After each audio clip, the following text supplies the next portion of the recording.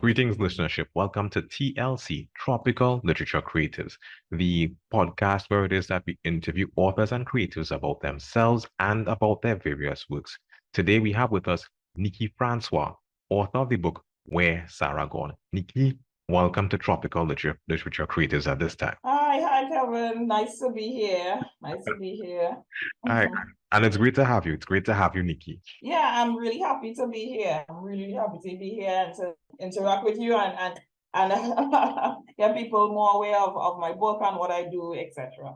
For those of you who aren't aware, Niques had written the book Where Sarah Gone. Niques, let's just get into the thing. Tell us a little bit about the book. So the book is called Where Sarah Gone.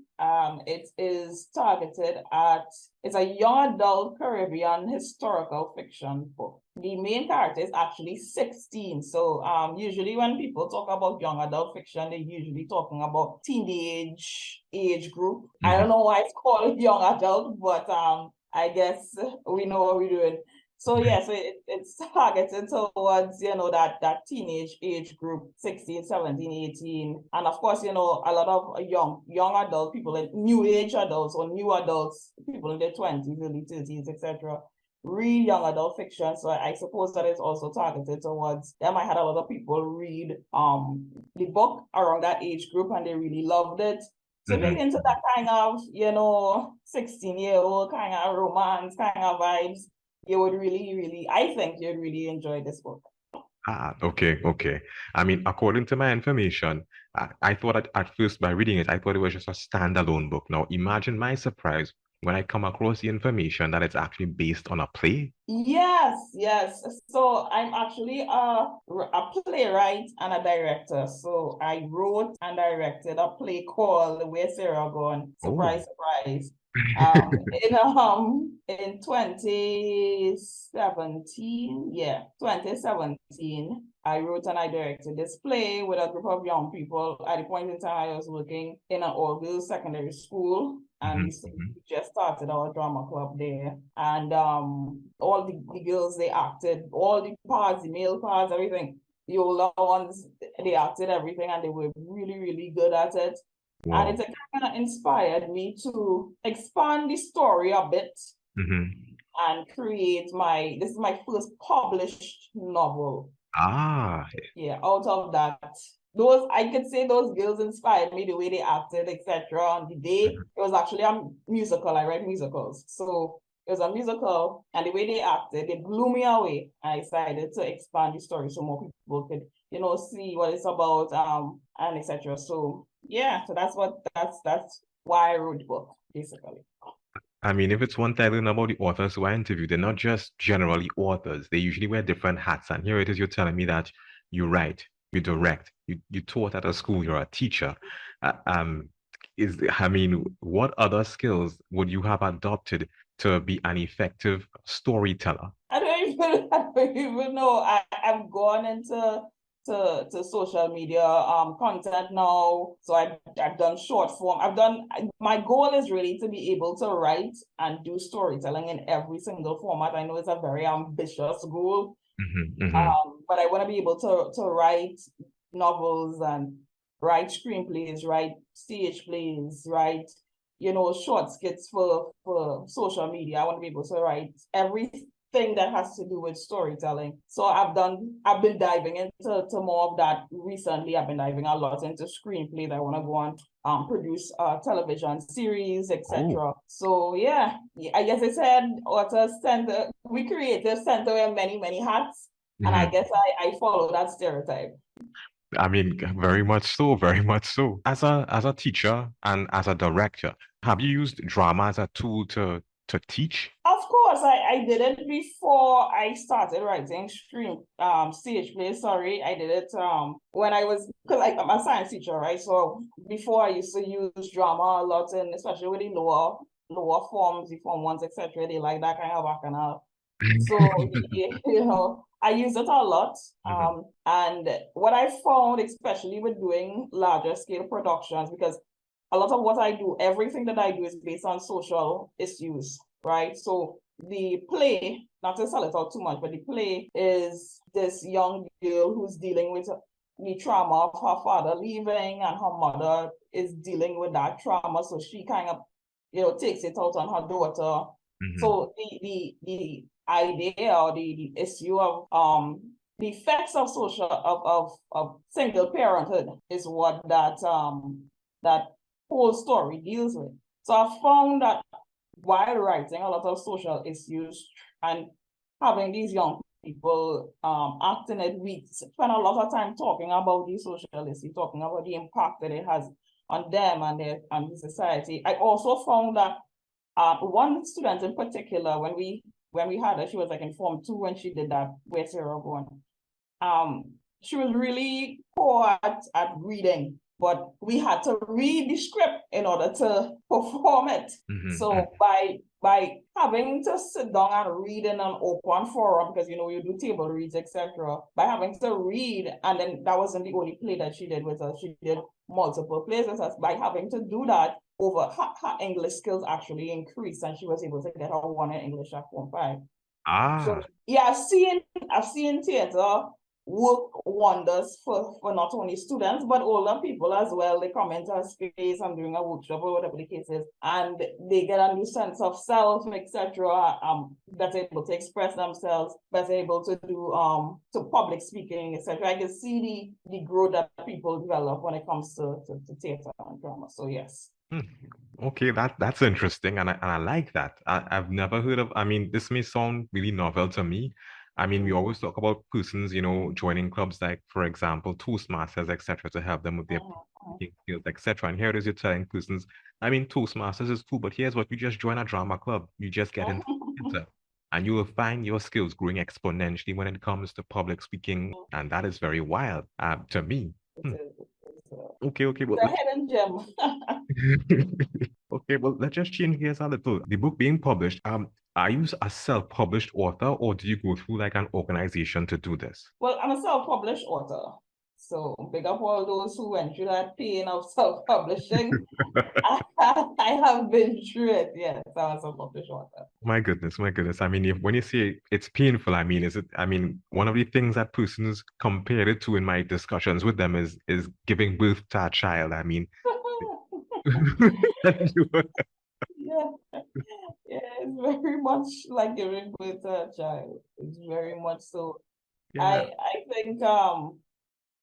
I think without support, I had support from other people throughout the process, family members, etc. But without that support, without people saying, "All right, this is the next step, let's go push," etc., I don't think I would have gone through the process of. It would have been too difficult for me to do it by myself. So I advise people, reach out to people who already other authors, fellow local authors, etc., and see if you get that support. Because without that, it really is like giving birth to a child on your own, and that is very painful, I suspect. My goodness, my goodness. In terms of the book, and maybe I'll go as fast and say maybe even the play, if persons are able to see the play, even read the book. I mean, what do you want some of the takeaways to be from that? From the book and the play itself?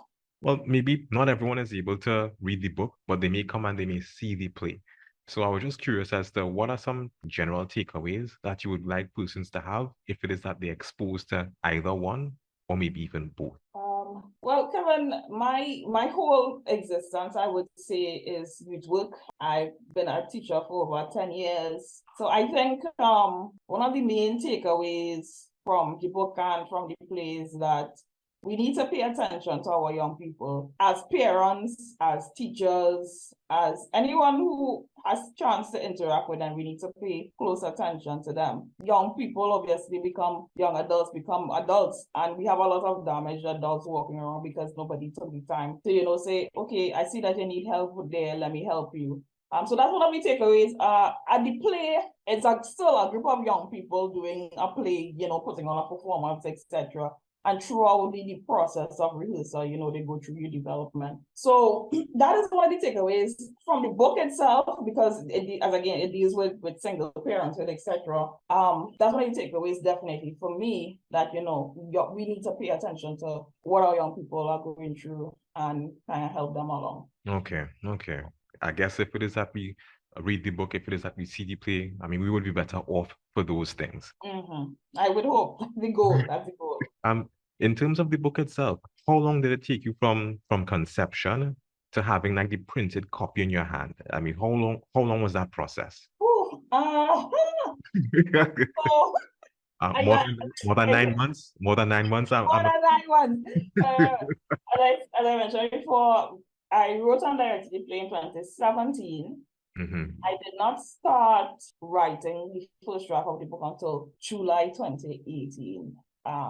Being a teacher was very, very helpful, because I said to myself, okay, I'm going to write this book. I'm going to do it in a month or so, because it had July, August vacation.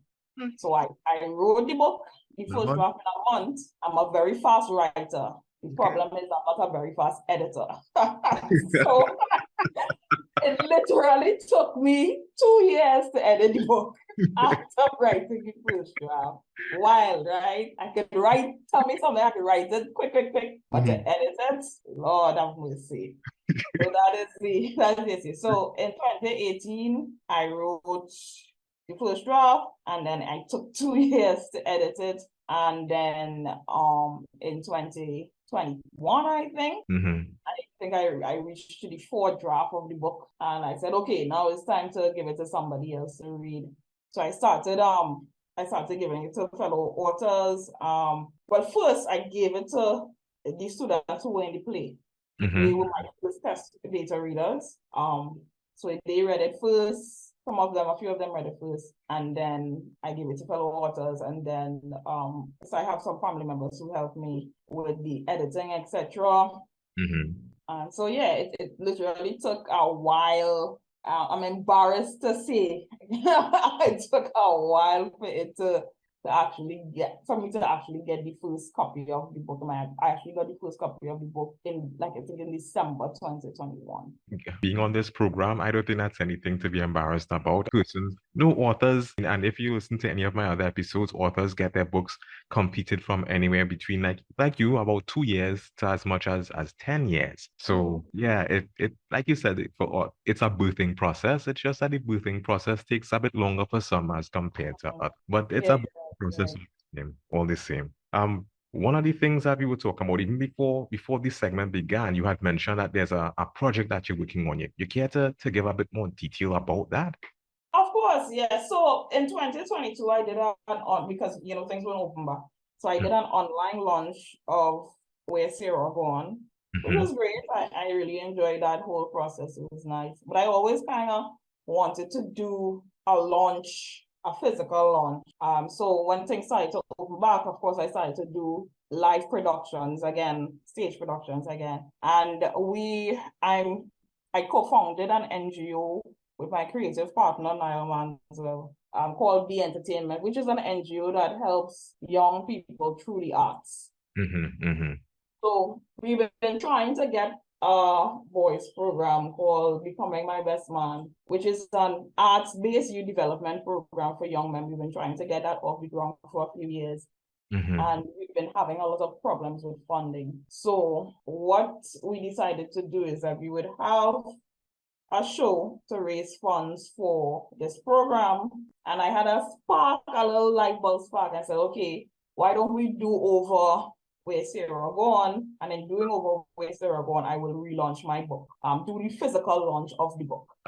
Okay. Yes. So all of the proceeds from the show itself and from the book sales of Where Sarah Gone on that day will go back to that program to help at-risk young men, especially in the Belmont, Port of Spain area, go back to that program in particular. So the goal, one of the goal, but it's on the first of, it's on the, I'd say it like if it's not set already. It's on the 1st of August 2023 at the Central Bank Auditorium. We're having a book launch. The book launch part of it, it's a book fair. We have various other authors, local authors come and they will sell their books and read different snippets from their book. My book included, obviously, one of the songs from the musical will be sung during that portion that is scheduled to start at 3:30 and then end at 5:30 and then at 6:30. The book fair, that portion of it is free to the public. Anybody could come, everybody could buy the books. And then the production part where they would actually get to see where Sarah Gone, the musical drama production on stage,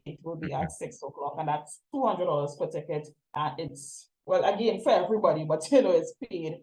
And all the proceeds go back to the NGO to help fund that project. So that is the big wild idea project that I have going on. I hope that people will come out and support because it's for a good cause. These young people, as I mentioned before, they really need people around to lend that support to them. And that's kind of, as I said, my whole life existence mission to reach out and help these young people in any way that I can. And that's one of the ways. So yes. And that is a very noble undertaking because, I mean, previously in the interview, you spoke about the skills that persons would gain through theater, public speaking skills, they would become more articulate.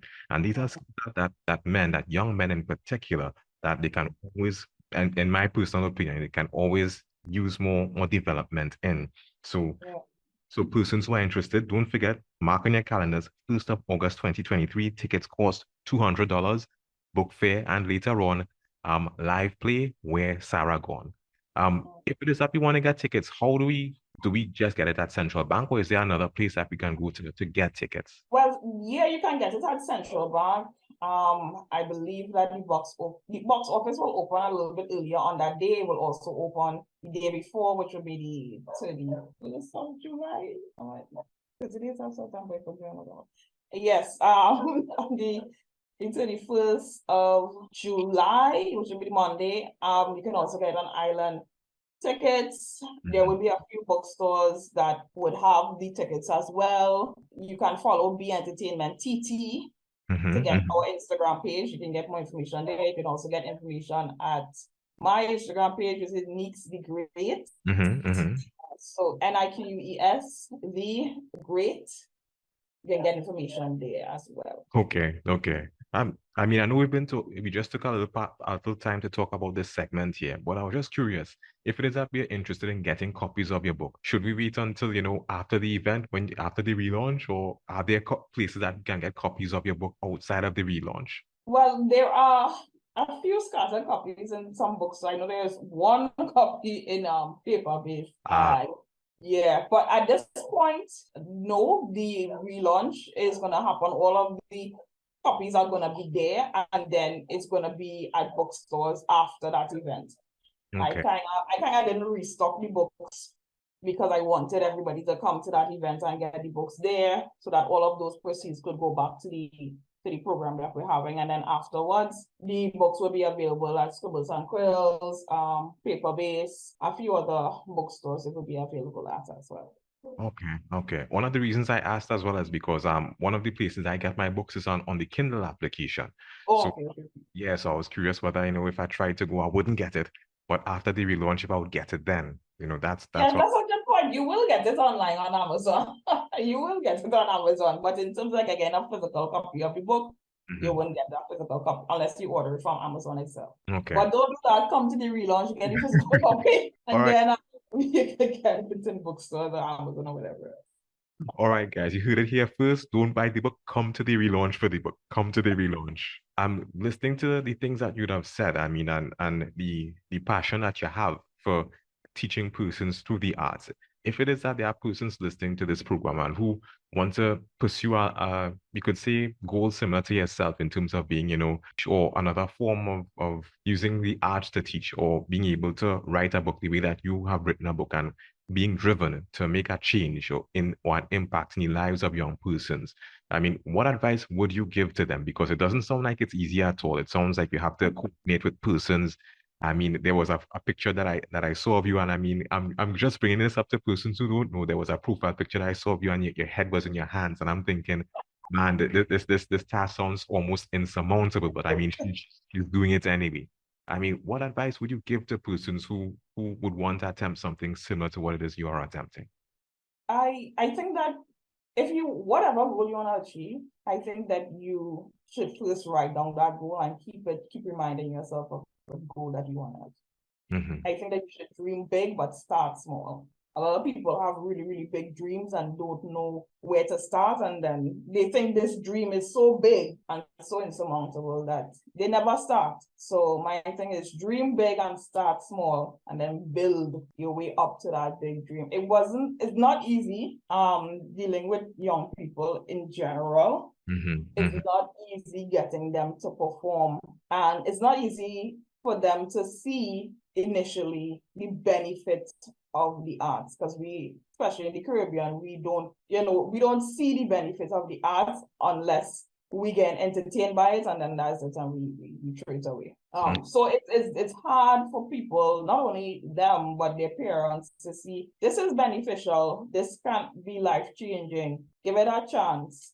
But I think that anything that you want to achieve, if it's your developmentary arts, if it's writing a book, whatever, dream big. Always dream big. Write down your goal, and keep that goal in the back of your mind, and then start where you are. Start with what you have. Start small, and then build. So that's my advice. Okay, good advice. Good advice. I just have two more questions. And well, the first question is your book. You identify that you wanted to have persons to have a number of takeaways when it is that they would go through it. Pay attention to young persons, single parenthood, etc.